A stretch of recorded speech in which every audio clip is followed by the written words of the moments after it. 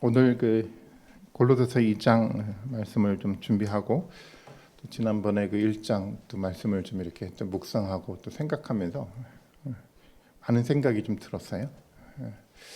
우선은 작게는 지난 한 5년 시운소 교회를 목회를 하면서 어떤 목회를 했는가 뭐 이런 생각을 좀 해보게 됐고요. 좀 더 넓게는 제가 목회자로서 어떤 목회를 했는지 또 생각도 해보게 되고, 좀 더 넓게는 내가 어떤 인생을 살았지 그동안 뭐 이런 생각도 좀 더불어 좀 하게 됐어요.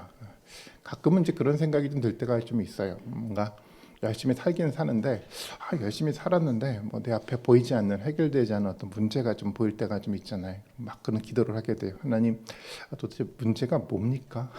왜 이런 문제가 우리 가운데 생겨납니까? 뭐 이런 기도를 좀 할 때가 좀 있지 않습니까? 가끔은 좀 그래요. 우리가 한번 그래서 되돌아볼 필요가 있다고 생각이 돼요. 우리 가운데 어떤 문제가 좀 발생하고 있다고 한다면 정말 내가 열심히는 살아왔지만 내가 삶에 대한 방향을 잘 설정하고 방향대로 잘 진행하고 있는지를 정말 냉정하게 좀 돌아보는 것은 굉장히 중요하고 의미 있는 일이라고 생각을 해요. 그러니까 혼자 이렇게 상상하는 게 아니라 다시 좀 하나님이 주실 말씀을 한번 진지하게 한번 읽어보고 그 말씀에 근거해서 한번 우리가 정말 잘 살아가고 있나, 방향을 좀 잘 잡고 있는가, 계속 이렇게 해서 열심히 살아가기만 하면 되는 건가, 뭐 이런 질문을 던지고 성경을 통해서 한번 답을 찾아보는 것이 굉장히 유익하지 않을까라는 생각이 좀 듭니다. 특별히 오늘 이번 5월달은 가정의 달이잖아요. 가정 가운데서도 마찬가지인 것 같아요. 하나님 우리에게 가정을 주셨는데 또 부모님을 주시고 또 자녀들을 주시고 이렇게 가정을 또 귀하게 이루게 하셨는데, 이 가정을 통해서 하나님 도대체 뭘 이루려고 이 가정을 내게 주셨지라는 고민도 한번 더불어 해보면 좋겠다라는 좀 마음을 좀 갖게 됐습니다. 오늘 좀 2장을 보면 사도 바울이 골로새 교회에다가 이런 이야기를 좀 해요. 1절에 2장 1절에 보면은 육신의 얼굴을 보지 못한 자들을 위해서 얼마나 내가 힘쓰는지를 너희가 좀 알기를 원한다라고 얘기를 좀 하고 있잖아요. 바울이 굉장히 힘쓰고 있었어요. 애쓰고 있었어요. 어떻게 힘쓰고 애쓰고 있냐면 골로새 교회 성도들을 위로하고 싶었고, 격려하고 싶었고, 용기를 주고 싶었던 거예요. 굉장히 내가 너희를 위해서 얼마나 애쓰고 있는지 너희가 좀 알기를 원한다라고 얘기 좀 하고 있어요. 도대체 왜 사도 바울은 골로새 교회가 이런 마음을, 사도 바울의 마음을 알아주기를 원했던 걸까라는 생각을 좀 해보게 됩니다. 왜 그럴까요? 내가 이런 마음을 갖고 있으니까 너네 좀 제발 좀 내 마음 좀 알아줘, 이런 마음이었을까요? 어떤 마음으로 이런 이야기를 좀 쓰고 있을까요? 사실 우리가 먼저 알아야 될 것이 있는데, 이 골로새 교회는 어떻게 세워진 교회냐면 바울이 세운 교회가 아니죠. 그래서 에바브라라는 사람이 세웠던 교회인데, 사실은 오늘날도 마찬가지이긴 하지만 과거에도 마찬가지였어요. 교회를 누가 세우느냐, 이 문제는 굉장히 중요한 문제예요. 왜냐하면 그것이 어떤 교회의 권위와 정통성을 증거하기 때문에 그렇습니다. 적어도 사도들이 세운 교회, 사도들과 관계에 대해서 세워졌던 교회라고 하면 사람들은 맞아, 사도적 권위를, 정통성을 가진 하나님의 교회라고 인식을 좀 하게 되죠. 그런데 이 골로새 교회는 그런 교회가 아니었어요. 사도 바울에게 복음을 들었던 에바브라라는 사람이 세웠던 교회였어요. 오늘날 우리의 용어로 말한다고 하면 이런 거죠. 어떤 한 목회자가 설교를 하는데 그 집회에 참석했던 어떤 한 성도가 은혜를 받아서 자기 집으로 돌아가서 동네에다 교회를 세운 어떤 형태의 교회가 골로새 교회의 모습이었습니다. 냉정하게 성도들이 어떤 마음을 가지고 골로새 교회를 바라봤을까요? 교회는 세워졌지만 스스로 마음속에 스스로의 정통성에 대한 스스로의 자긍심이 좀 부족했을 수도 있겠다라는 생각을 좀 갖게 돼요. 작은 교회였으니까 사도와 연관되지 않았던 이 작은 교회, 스스로를 낮게 평가하면서 아마 자신의 교회를 들여다보고 있었을 것 같아요. 사도의 어떤 연관성도 없기 때문에 교회 존립에 대해서 굉장히 불안한 마음을 가지고 교회를 바라봤을지도 모르겠어요. 그러면서 이런 생각했겠죠. 어떻게 생각해 보면 사도들이 세웠던 교회가 아닌 이 교회 속에서 내가 신앙생활을 잘할 수 있을까, 헌신하는 것이 의미가 있을까, 이런 고민을 하지 않았을까라는 좀 생각을 갖게 됩니다. 오늘날도 비슷하지 않을까요? 오늘도 이런 교회가 있을 수 있어요. 처음 시작하는 교회도 그렇고 작은 교회도 그렇고 스스로 자신을 낮게 평가를 한 경우가 좀 생겨나잖아요. 예배를 드리면서도 과연 이 교회가 좀 하나님의 교회일까? 확신을 스스로 갖지 못하는 경우가 있어요. 저는 그 대형 교회가 자신의 규모를 가지고 자랑하는 것도 문제이긴 하지만 작은 교회가 자신의 규모만 보고 자긍심을 잇는 이런 마음의 태도도 바르다고 생각하지 않아요. 사실 교회는 모두 하나님의 교회예요. 작은 교회는 있지 않아요. 조그만 교회는 있지 않아요. 모두가 다 하나님의 시각으로 볼 때 하나님의 위대한 교회인 거예요. 근데 어느 순간 하나님의 시각이 아니라 우리의 시각으로 들여다보면서 우리가 위축될 수도 있습니다. 그렇게 위축되어 있는 골로새 교회 가운데 지금 사도 바울의 편지를 쓰고 있는 거예요. 내가 너희를 위해서 얼마나 애쓰고 있는지를 좀 알아달라고 얘기를 하는 거예요. 그 이야기는 뭐냐면 사도로서 내가 너와 관계가 있어라는 얘기를 하는 것이 아니라 이 골로새 사람들은 사도 바울의 애씀을 보면서 어떤 인식을 갖게 되겠죠? 됩니까? 단순하게 사도의 어떤 관심이 아니라 사도를 통해서 누구의 관심을 보게 되는 거죠? 하나님의 관심을 보게 되는 거예요. 사실은 사도의 애씀은 그런 거예요. 사도의 애씀은 뭐냐면 내가 너희가 연관이 돼 있잖아, 괜찮아라는 얘기가 아니라 결국 너희 안에 누가 있다라는 거죠. 하나님이 계시잖아, 이런 시각을 그들 가운데 갖게 하기 위해서 이런 이야기를 하는 거예요. 골로새 교회 사람들은 사도 바울의 편지를 읽고 계속 교회 가운데 낭독을 했을 거예요. 계속 낭독을 하면서 어떤 생각을 갖게 됐을 거예요. 우리 교회가 골로새 교회가 아니라 우리 교회가 하나님의 교회구나라는 시각을 갖게 되지 않겠습니까? 사도 바울은 그래서 이 편지를 통해서 그들에게 정말 위로하길 원했어요. 그들을 격려하길 원했어요. 그들에게 용기를 주기를 원했어요. 그것은 다른 것이 아니라 바로 이 교회가, 골로새 교회가, 또 우리 교회가 그냥 한 교회가 아니라 하나님의 교회라는 이 사실을 인식시켜 주고 싶었던 거였어요. 하나님의 교회가 다 그런 공동체예요. 하나님의 교회는 작은 공동체가 있지 않아요. 예수 그리스도를 머리로 하는 위대한 공동체만 있을 뿐입니다. 하나님의 관심은 온통 교회에 집중되어 있어요. 이 시간은 우리를 예배를 드리는 이 시간도 마찬가지인데 우리는 매일 반복돼서 예배를 드려서 우리가 좀 이렇게 무감각할지 모르겠지만 하나님은 이 예배에 너무도 관심을 가지고 들여다보고 있는 거예요. 그것이 하나님의 교회인 겁니다. 교회라는 공동체는 사도 바울이 앞서 말했던 것처럼 하나님의 위대한 비밀이 감추어져 있는 곳이에요. 비밀을 드러내 주시길 원하시는 공동체가 바로 하나님의 공동체인 거예요. 어떤 교회도 작은 교회는 없어요. 정통성이 없는 교회는 하나도 없어요. 말씀 앞에 바로 세워져 갔다고 한다면 어떤 교회든지 간에 하나님의 시각에서 위대한 교회라는 겁니다. 여러분은 바로 그 위대한 교회 가운데 함께 하고 있는 겁니다. 저는 이것이 축복이라고 믿고 있습니다. 하나님의 시각으로 교회를 보는 것은 굉장히 중요해요. 하나님의 시각이 아니라 단지 인간의 시각으로 본다고 하면 자꾸만 자긍심을 잃게 돼요. 인간의 모습을 보면 자꾸만 용기가 사라져가요. 그러다 보면 어떤 일이 생겨나냐면 공동체가 한 마음이 되지 않아요. 분열이 돼간다라는 겁니다. 교회에 대한, 하나님에 대한 시각, 자긍심이 없으면 교회는 한 마음이 될 수가 없어요. 조금만 문제가 생겨나더라도 그것 때문에 서로가 불안해하고 그것 때문에 서로가 상처를 주고 받는 경우가 생겨나게 됩니다. 그래서 사도 바울은 본문의 2절의 말씀을 통해서 이런 얘기를 하잖아요. 교회를 위로하면서 가장 중요한 얘기를 하고 있습니다. 사랑으로 연합되어야 된다고요. 하나가 되어야 된다라고 바울이 이야기를 하고 있어요. 그것을 위해서 지금 바울이 지금 애쓰고 있는 거예요. 사실 지금 바울은 감옥에 갇혀 있습니다. 감옥에서 편지를 쓰고 있는 거예요. 당장이라도 달려가고 싶지만 달려갈 수 없었어요. 그런데 어떻게 해서든지 내가 달려가지는 못하지만 내가 직접 지금 당장 얼굴을 보지는 못하지만 이 편지를 통해서 무엇인가 그들에게 전하고 싶은 간절한 마음이 있었던 거예요. 그 마음은 저는 이 마음이라고 생각해요. 사랑 안에서 한 마음이 되는 공동체가 되기를 원하는 이 마음이었던 것 같아요. 그렇지 않을까요? 아무리 에바브라가 복음을 잘 설명한다고 하더라도 교회가 한 마음으로 있지 않으면 그 말씀이, 그 복음이 교회 중심이 되지 못해요. 아무리 좋은 계획을 가지고, 아무리 좋은 철학을 가지고 교회를 세운다고 하더라도 교회가 한 마음이 되지 않으면 절대 그 계획대로, 그 철학대로 교회는 움직여가지 않습니다. 한 마음이 아니면 조그만 문제가 생겨나더라도 서로 원망하고 비난하는 일이 만들어져요. 사랑의 관계로 한 마음을 가졌다고 한다면 문제가 생겨나더라도 어떻습니까? 서로가 아마 위로했을 거예요. 잘못이 있으면 어땠을까요? 감싸줬을 거예요. 한 마음이 아니면 어떻습니까? 참지를 못해요.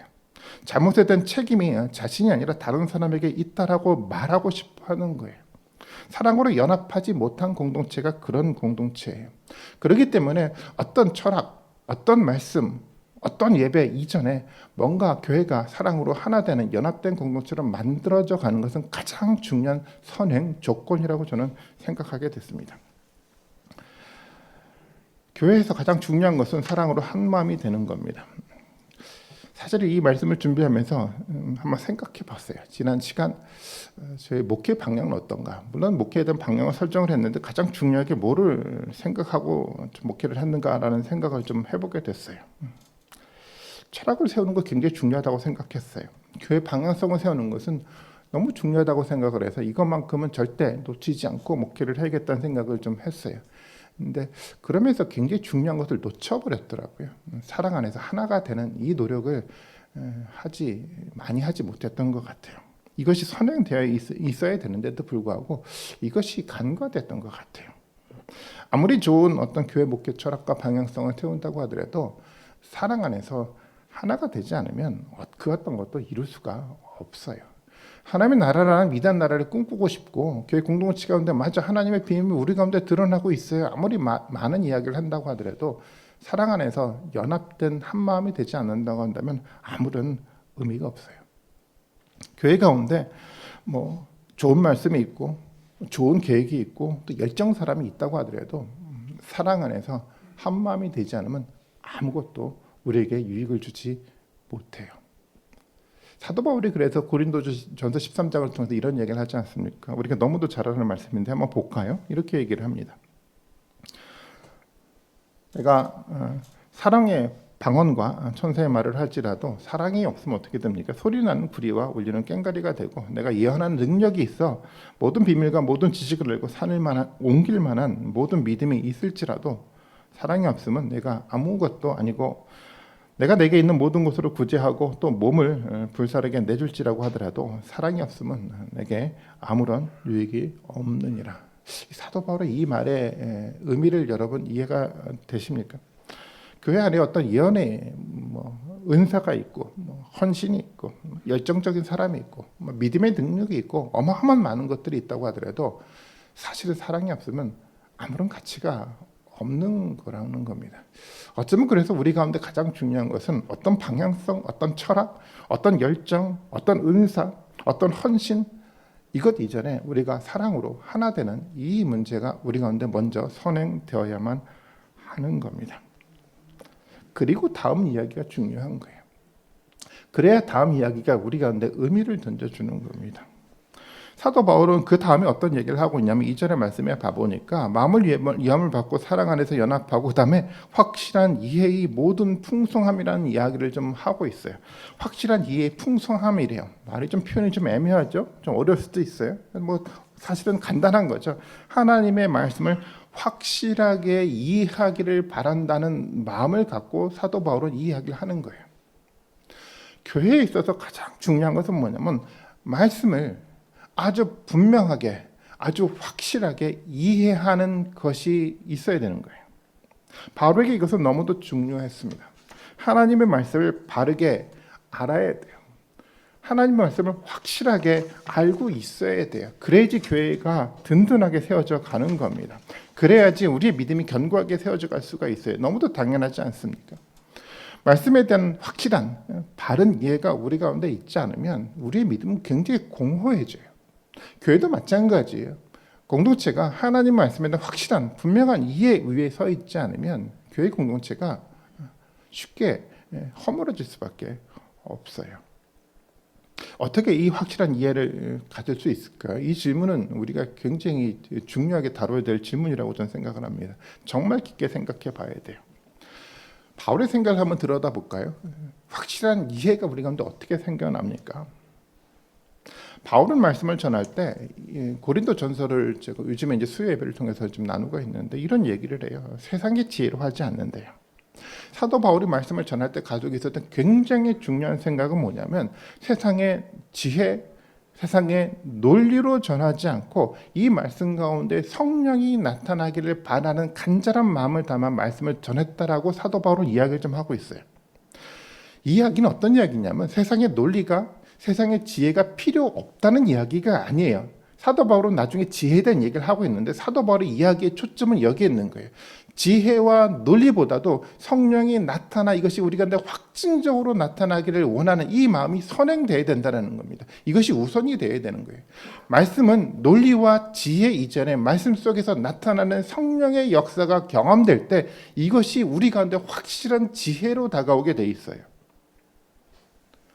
성령이 우리 가운데 나타나서 실제로 삶 가운데 역사할 때 그 속에서 하나님의 말씀이 우리 가운데 들리는 거예요. 그것이 하나님의 말씀입니다.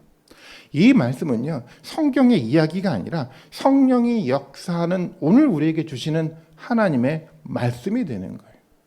여러분 좀 이해가 좀 되십니까?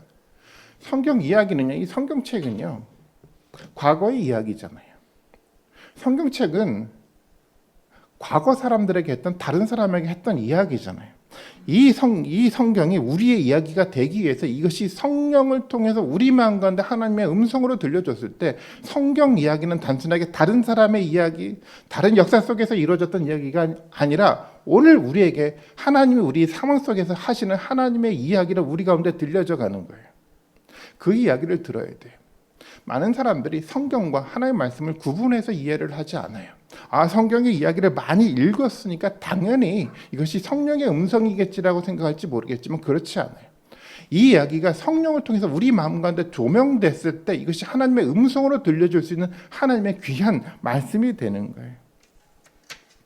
이 말씀이 우리 가운데 들려져야 되지, 이 말씀을 통해서 우리 삶이 변화가 되는 놀라운 역사가 우리 가운데 일어나는 거예요.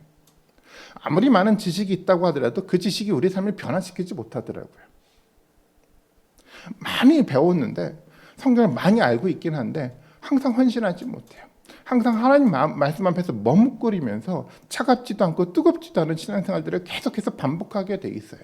그런 지식은요, 우리 신앙을 변화시키지 못해요. 우리 삶을 변화시키지 못해요. 우리 삶을 변화시키는 하나님의 말씀은 성경 이야기가 아니라 이 말씀을 통해서 성령 가운데 조명되어진 하나님의 음성이 우리 삶을 변화시킬 수 있는 능력의 말씀이 되는 거예요. 저는 이 분명한 이해를 좀 우리 모두가 갖기를 좀 바랍니다. 지난 한 주 제 이야기를 잠깐 한번 해볼게요. 제 이야기를 하는 이유는 제가 이런 사람이다라는 걸 얘기하려고 하는 것이 아니라 하나 예를 한번 들고 싶었어요. 사실 지난 한 주 저는 굉장히 말씀 때문에 고민이 좀 많았어요. 계속 성령께서 저에게 이런 질문을 던지고 있더라고요. 교회가 함께 항해를 하고 있는데, 믿음의 항해를, 위대한 항해를 하고 있는데, 비밀이 숨겨져 있는 이 비밀이 드러나는 항해를 하고 있는데, 도대체 이것이 어떻게 우리한테 구체적으로 드러나야 됩니까? 라는 자꾸만 질문을 하는 거예요.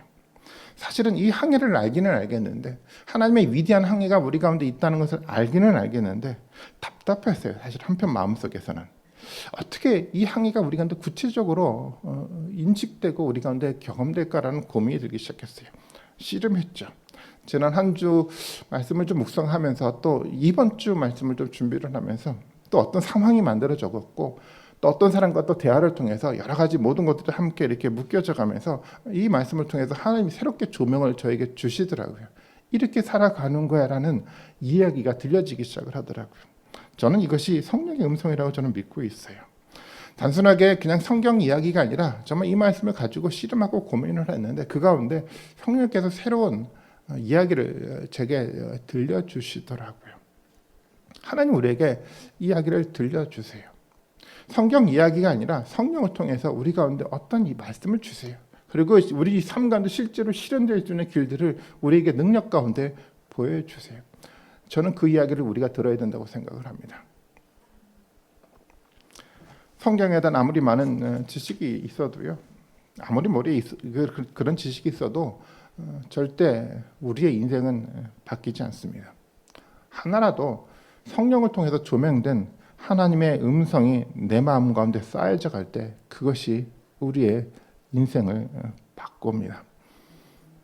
공부하려고 하지 마십시오. 많은 말씀을 단순하게 머리에 입력하려고 하지 마십시오. 하나의 말씀을 가지고 여러분 성령이 그 말씀 가운데 나타나기를 원하는 갈망을 담아 여러분 기도하시는 여러분들이 되셨으면 좋겠습니다. 그 말씀이 우리의 인생을 바꿔버립니다. 그 말씀이 우리의 생각도 바꾸고 우리의 인생의 목적도 바꾸게 됩니다. 그리고 생각과 목적이 바뀌어져 갔을 때 그 속에서 하나님의 비밀이 드러나게 돼 있습니다. 우리가 들어야 될 이야기는요, 성경 이야기가 아니라 성령을 통해서 확증적으로 분명한 이해 가운데 들려주시는 하나님의 음성입니다. 성경은 그래서 얼마나 많이 읽느냐가 사실은 중요하지 않아요. 하나님의 말씀을 얼마만큼 분명하게 바르게 하나씩 이해하고 마음에 담느냐가 중요한 거예요. 성경을 몇 번 읽느냐가 저는 중요하다고 생각하지 않아요. 하나님의 말씀이 마음에 얼마만큼 분명하게 선명하게 남아 있는지가 중요한 거예요. 사실 우리 사회는 항상 급했죠. 한국을 대표하는 가장 중요한 그 부사 뭐죠? 빨리빨리 이런 이야기잖아요. 빨리빨리 배워야 됐어요. 빨리빨리 성장을 해야 됐어요. 이것이 우리 삶의 중심이었던 것 같아요. 그래서 굉장히 중요한 걸 놓쳤더라고요. 빨리빨리 하느라고 분명한 아주 선명한 이해를 놓쳐버렸던 거예요. 단편적인 지식은 굉장히 많은데 분명한 이해를 통해서 마음의 성령의 음성으로 간직해야 될 하나님의 음성이 우리 가운데 부족하게 됐다라는 겁니다. 지식은 많은데 우리의 삶을 실제적으로 이끌어갈 생명의 말씀이 우리 가운데 부족했던 거였어요. 그래서 말은 많이 하긴 하는데 실제적인 그 말에 관계된 헌신과 결단과 행동이 우리 가운데 많이 부족했던 것이 사실이었어요. 이것이 오늘날 우리의 모습 아니겠습니까? 분명한 이해가 우리 가운데 없기 때문에 그런 겁니다. 사도 바울이 말하는 것처럼 우리 가운데 마음의 위안을 받아야 돼요. 교회가 어떤 교회인지 하나님의 시각으로 자긍심을 가져야 됩니다.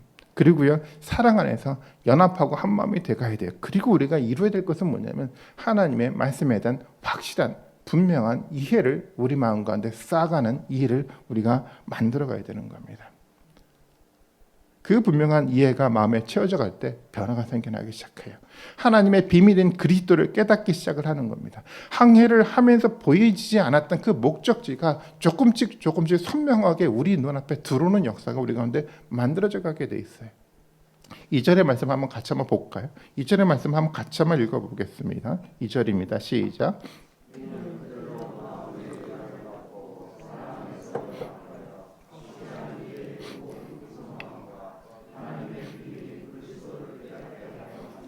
이렇게 진행이 돼가죠. 마음의 위안을 받고 사랑 안에서 연합하고 확실한 이 풍성함들이 생겨났을 때 마지막 결론적인 이야기가 있어요. 하나님의 비밀은 그리스도를 깨닫게 되는 거예요. 감추어졌던 신비요. 만대로부터 감춰졌던 이 신비의 비밀이 바로 이 과정을 통해서 우리 가운데 서서히 드러나기 시작하는 이것이 바로 하나님의 말씀인 거예요. 사도 바울은 골로새 성도들을 굉장히 만나기를 원했어요. 왜 만나기를 원했죠? 이 비밀을 나누고 싶었던 거였어요. 이 신비를 나누면서 그들을 격려하고 그들을 세우기를 원했었습니다. 하나님 마음이 그러지 않을까요? 하나님 우리를 지금도 만나기를 원하실 거예요. 지금 이 예배 가운데도 하나님 우리를 정말로 만나기를 원하시지 않을까요? 그래서 이 비밀을 나누고 싶어 하지 않겠습니까? 사실은 앞서 사도 바울은 성도들에게 드러난 비밀에 대한 이야기를 했어요. 드러났대요. 비밀이 드러났대요. 그런데 이것은 선언이에요. 교회 가운데 비밀은 드러났어요. 그런데 이 드러났던 비밀이 실제적인 우리가 성취해야 될 비밀로 만들어가기 위해서 우리는 또 다른 과정이 필요한 거예요. 이 과정이 필요한 거예요. 비밀이 드러났기 때문에 내가 시간이 지나가면 자동적으로 이 비밀이 깨달아지겠지. 내가 교회를 매일 수십 년 신앙생활을 해왔으니까 이제 당연히 나는 비밀을 알고 있겠지라고 생각하면 그것은 오해예요. 비밀은 그렇게 드러나지 않아요. 내가 몇십 년 신앙생활을 했기 때문에 당연히 나는 비밀을 알고 있겠지. 아니요, 그것은 비밀이 아닌 거예요. 비밀은 어떻게 드러납니까? 앞서 말씀을 드렸던 것처럼 사랑 안에서 하나가 되는 이 마음이요. 분명한 예수 그리스도에 대한 말씀이 분명하게 우리 마음 가운데 성령으로 채워져 갈 때 채워져 가는 만큼 비밀은 드러나게 돼 있어요. 하나가 채워져 갈 때 하나의 비밀이 드러나게 돼 있고요. 두 개가 채워져 갈 때 두 개의 비밀이 우리 가운데 드러나게 돼 있는 거예요. 비밀은 그렇게 서서히 우리 가운데 드러나요. 분명한 한 가지 사실은 뭐냐면 이미 비밀은 드러났어요. 예수 그리스도를 통해서 이제 드러나기로 이제 작정이 됐고 계획이 돼 있어요. 이제는 그 계획을, 그 작정을 우리가 이 분명한 이해를 통해서 하나씩 성취해 나가면 되는 겁니다. 신앙생활이 바로 그런 것 아니겠습니까? 신앙생활을 오래 하면 굉장히 지루하게 느껴질 때가 있어요. 내가 뭐 신앙생활 몇십 년 해왔는데 뭐 내가 다 알지. 조금 때때로 너무 좀 지루해 이런 생각이 들 때가 있지 않습니까? 왜 이런 마음이 들까요? 비밀에 동참하지 않기 때문에 그럴 거예요. 우리 삶 가운데 분명한 하나님의 일을 통해서 하나씩 매주마다 매일의 삶마다 하나씩 드러나는 비밀이 우리 가운데 눈앞에 보인다고 한다면 신앙생활은 지루하지 않아요. 비밀을 깨달아 가시는 여러분들이 되시기를 바라겠습니다. 하나님의 신비한 비밀이 공동체 가운데 하나님은 작정하고 우리를 만나 주시기를 원하고 있어요. 우리 삶을 한번 돌아다 보면서 정말 우리가 분명한 이해를 통해서 바르게 좀 하나님을 알아가는 그런 결단과 그 모습이 우리 가운데 정말 있기를 바라겠습니다. 교회를 통해 풀어나가야 됩니다. 여기서 멈추면 안 되고 이제 시작해 나가야 돼요. 고로새 교회도 마찬가지였어요. 시작해 나가는 단계였어요. 그 시작을 멈추지 않고 끊임없이 그 시작을 따라서 한 걸음 한 걸음 나아가게 되다 보면 하나님의 여러분들의 삶을 하나님의 위대한 나라 공동체 가운데 동참시키는 위대한 그 길로 여러분들을 인도하실 것이라 믿습니다. 그 일을 하기 위해서 가장 중요한 것, 앞서 말씀을 드렸던 것처럼 이것이 정말 필요하더라고요. 사랑 안에서 한 마음이 되는 겁니다. 한 마음이 되십시오. 사랑으로 하나가 되십시오. 이것이 신서교회를 통해 하나님 들려주시는 전 음성이라고 믿고 있습니다. 감옥에 있던 바울에 대해서 한번 생각해 볼까요? 감옥이라서 사도 바울은 갈 수가 없었어요. 골로새 성도들을 만날 수가 없었어요. 원래 우리는 그 코로나라는 상황 때문에 사람을 잘 못 만나지 않습니까? 이런 상황과는 비교가 되지 않았어요. 어떻게 사랑을 나눌 수 있습니까? 그런데요, 사도 바울은요, 얼굴도 볼 수 없어요. 만날 수도 없어요. 그런데요, 그 마음 가운데 있는 사랑의 애씀이 골로새 성도들에게 전달됐어요. 저는 이 사랑은 상황을 극복한다고 생각합니다. 거리를 극복해요. 거리를 초월해요. 우리 마음속에 사랑의 애씀이 우리 가운데 있다고 한다면 코로나의 문제는 우리의 방해거리가 되지 않아요. 이 환경이 우리 가운데 장애물이 되지 않아요. 우리의 사랑의 애씀은요, 이것을 극복하고 우리 가운데 나눠줄 수 있는 하나님의 능력이 말씀이 되는 겁니다. 힘쓰고 애쓰면 사랑은 증거되고 나눠지게 돼 있어요. 코로나가 막지 못합니다. 사람들은 코로나 시대를 살아가면서 항상 이런 마음의 태도를 갖기 시작했어요. 코로나가 끝나면 그때 해야지라는 마음의 태도를 갖게 되더라고요. 그때가 되면 되겠지. 그때 해야지. 자꾸만 모든 것을 미루게 되더라고요. 사랑을 미루어 둘 필요가 없어요. 오히려 지금 더 이 사랑의 마음이 서로에게 더 전달되고 나눠져 가야 돼요. 우리는 그 시기 가운데 지금 살아가고 있지 않습니까? 할 수 있는 최선의 사랑을 나눠 가십시오. 어떻게 이것을 할 수 있을까요? 우리가 할 수 있는 조그만 것이라도 찾아도 돼요. 할 수 있는 것들이 고민하고 찾아본다고 한다면 얼마든지 우리 가운데 있을 거라고 생각을 합니다. 분명하게 이런 사랑을 가지고 여러분 나누십시오. 코로나가 끝나면 그때 해야지. 아니요, 절대 끝나도 하지 않습니다. 지금 그 사랑을 찾아가고 나눠갈 때 코로나 이후에도 우리는 그 사랑을 할 수가 있어요. 그렇게 우리의 사랑을 하면서 서로 간에 연합해 나갈 수 있을 때, 그럴 때 그리스도의 비밀이 우리 앞에 드러나는 겁니다. 3절의 말씀 봐볼까요? 3절의 말씀 한번 같이 한번 읽어보겠습니다. 3절입니다. 시작.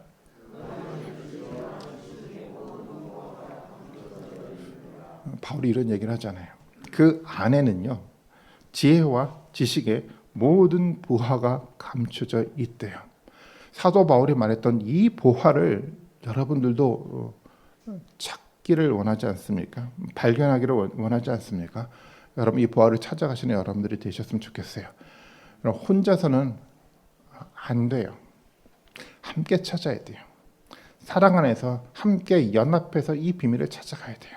혼자 골방에 앉아서 기도한다고 여러분 이 신비가 여러분 보여질 거라고 생각하면 아니, 그렇지 않아요. 하나님의 역할은요, 교회 공동체를 중심으로 이루어져 가게 돼 있어요. 신수교회가 바로 저는 이 보화를 찾아가는 하나님의 공동체가 되기를 좀 원합니다. 이 공동체를 통해서 숨겨놨던 그 보화를 여러분 함께 찾아가시는 여러분들이 되시길 바라겠습니다. 4절의 말씀 한번 볼까요? 4절의 말씀도 같이 한번 읽어봅니다. 시작.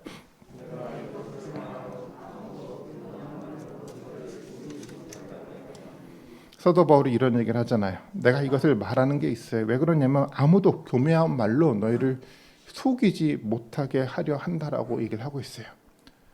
사도 바울이 감옥에서 이런 표현, 이런 마음을, 이런 말씀을 좀 편지로 쓰는 이유를 여러분 아시겠습니까? 좀 이해가 좀 되시겠습니까? 초대교회는 순수한 신앙을 가졌지만 영적인 어린 아이였어요. 쉽게 그래서 이 교묘한 말에 속을 수 있는 상태의 공동체였어요. 그럴듯한 말에서 사람들이 복음의 진리에서 떠나가게 만들어가는 공동체가 초대교회 공동체였어요. 실제적으로 초대교회에는요, 잘못된 이야기가 사람들을 진리에서 떠나게 했어요. 아주 교묘해요. 구분이 되지 않게 성경 안에서 성경 이야기를 포장해서 교회 가운데 거짓된 말씀으로 증거돼 가기 시작을 했어요. 물론 사람들은 교회를 떠나지 않을 수 있어요. 그런데 사람들이 말씀에서 떠나더라고요. 그래서 왜곡된 공동체를 세워가요. 교회라는 이름으로 타이틀을 붙이고 교회를 세워가긴 세워가는데 이름은 교회인데 실제적으로 교회와 관계없는 하나의 공동체를 만들어가는 아주 이 교묘한 공동체를 세워가게끔 만들어가는 거예요. 사도 바울은 알고 있었거든요. 순수한 신앙을 가졌던 사람들 가운데 이 교묘한 잘못된 이야기가 얼마만큼 신앙을 왜곡시켜가는지를 너무도 잘 알고 있었기 때문에 사도 바울은 이야기를 하고 있는 거예요. 항상 우리는 그런 생각을 하죠. 이것은 나와 관계가 없는 이야기야. 나는 교묘한 말에 난 속아 넘어가지 않았어. 여러분 그렇게 생각하십니까? 결단코 그렇지 않아요.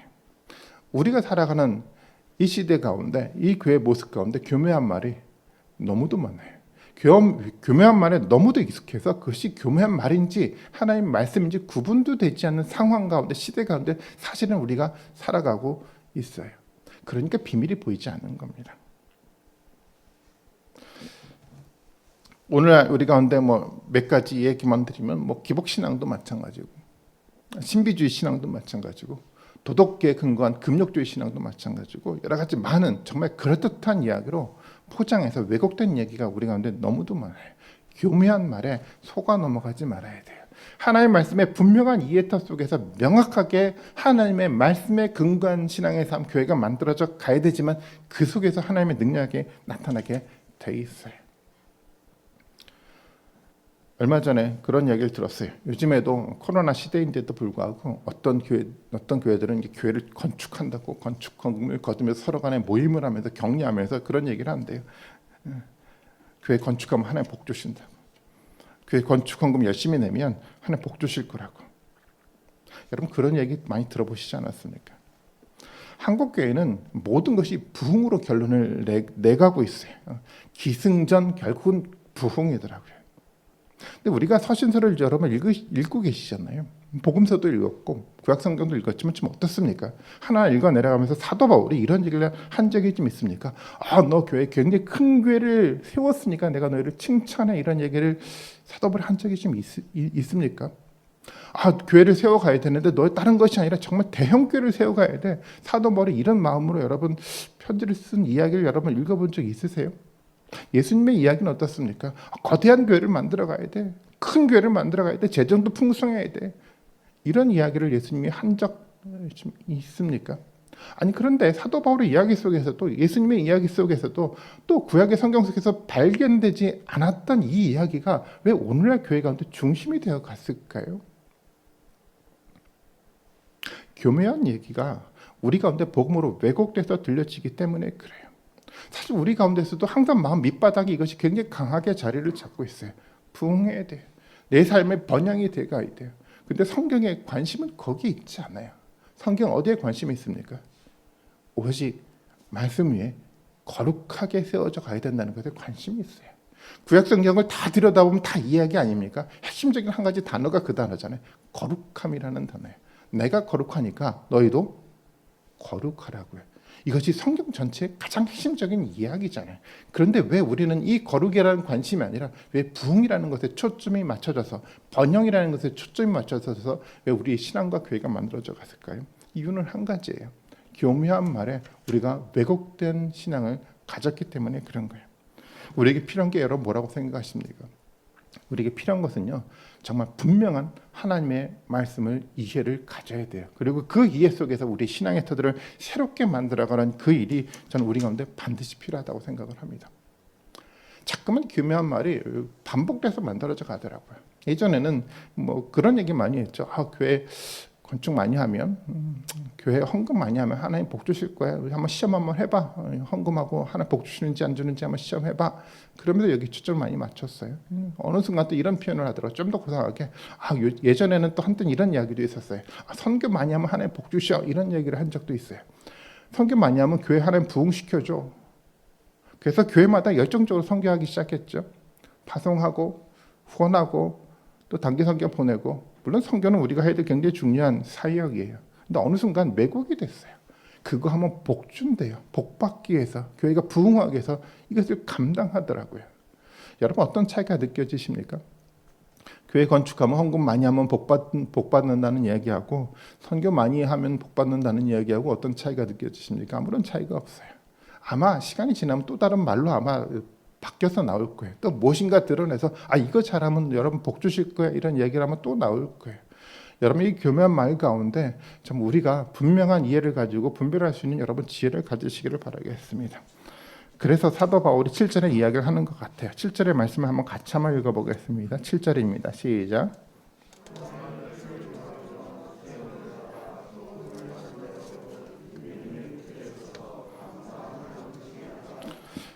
그 안에 뿌리를 바꾸의 세움을 받아서 교훈을 받은 대로 믿음에 굳게 서서 감사함을 넘치게 하라. 사도 바울의 이야기는 그거예요. 사도 바울을 통해서 전해졌던 진리의 복음이요, 에바브라를 통해서 증거됐던 복음의 진리 가운데 흔들리지 말고 교묘한 얘기에 속지 말고 바르게 그걸 앞에 굳건하게 서라라고 사도 바울은 이야기를 하고 있는 겁니다. 골로새 교회가 해야 될 것은 다른 것이 아니에요. 그들 가운데 받았던 교훈을 굳게 붙들고 흔들리지 않고 그냥 진행해 나가면 되는 거예요. 오늘 우리도 마찬가지 아니겠습니까? 하나님이 공동체를 세워주시잖아요. 교회 공동체 가운데 하나님 우리에게 말씀을 주시잖아요. 골로새서를 통해서 또 고린도전서를 통해서 끊임없이 우리가 말씀을 주시잖아요. 고민할 필요가 없어요. 우리에게 주셨던 하나님의 말씀을 붙들고요, 흔들리지 말고 굳건하게 그 가운데 살아가면 하나님 우리를 지키시는 거예요. 그게 우리가 살아가야 될 삶의 과정 아닐까요? 자꾸만 마음이 흔들려서 누가 뭐라 하더래, 누가 어떻게 하더래, 이것에 우리 마음들이 흔들릴 필요가 없는 거예요.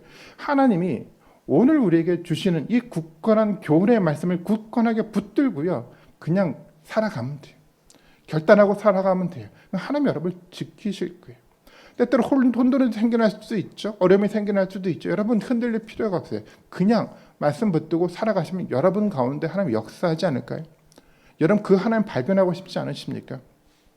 2장 6절의 말씀에 보면 이런 표현을 합니다. 그러므로 너희가 그리스도 예수를 주로 받았으니 그 안에서 행해라라고 얘기를 하고 있어요. 아니 우리 가운데 예수 그리스도를 우리에게 주셨잖아요. 우리 가운데 하나님 말씀을 주셨잖아요. 그럼 우리가 어떤 고민을 해야 됩니까? 이거 한 가지만 있습니다. 그 말씀 안에서 행동하면 돼요. 결단하면 돼요. 그 말씀을 붙들고 세상을 한번 도전해 나가면 돼요. 우리가 함께 그 일들을 해 나갈 때 하나님 우리에게 용기를 주실 거라고 생각합니다. 7절의 마지막처럼 이런 얘기를 하고 있잖아요. 믿음에 굳게 서서 감사함을 넘치게 하라라고 얘기를 하고 있어요. 하나님 발견되니까, 하나님 우리에게 비밀을 보여주시니까 그 속에 나타나는 하나님의 위대한 영광을 보면서 끊임없는 감사의 마음들을 가지고 살아가면 되는 거예요. 여러분 흔들리지 마십시오. 지난 5년 동안 시온소교회가 이렇게 진행이 돼 가면서 하나님 우리에게 가고자 했던 길들이 있다고 한다면 여러분 마음속에 흔들리지 않았으면 좋겠어요. 그것 가지고 그냥 묵묵하게 하나님 말씀 붙들고 여러분 승리하시는 여러분들 되셨으면 좋겠습니다. 하나님이 어떤 길로 과정을 갈지 저도 잘 몰라요. 어떤 길로 만들어져 갈지 저는 예상하지 못해요. 하지만 여러분들이 그 말씀을 붙들고 살아갈 때 하나님 여러분들을 인도하실 거라 믿습니다. 그리고 그 속에서 하나님의 비밀이 우리 눈앞에 펼쳐질 거예요. 그 비밀을 좀 바라보면서 그 비밀의 영광 속에 정말 동참하시는, 그래서 우리 신소 성도님들 한 분도 빠짐없이 정말 그 위대한 영광 가운데 정말 감사함으로 살아갈 수 있는 축복된 우리 모든 분들이 되셨으면 좋겠어요. 여러분 말씀으로 여러분 승리하십시오. 기도하겠습니다.